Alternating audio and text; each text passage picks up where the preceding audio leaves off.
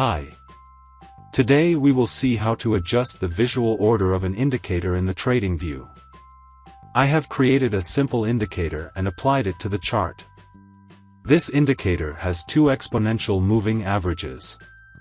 One is red and one is green in color, as you can see. When these moving averages cross over or cross under each other, the indicator shows an appropriate label on the chart. Like these.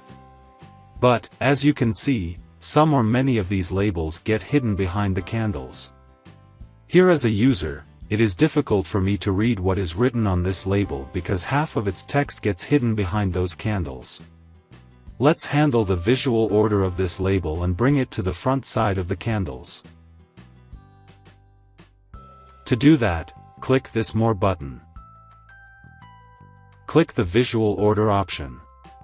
And select Bring to Front, or Bring Forward option. Magic! Now the label has come forward and is no longer hidden behind any of the candles on the chart. It ain't much, but it's honest work.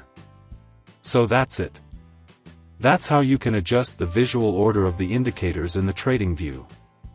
Thank you.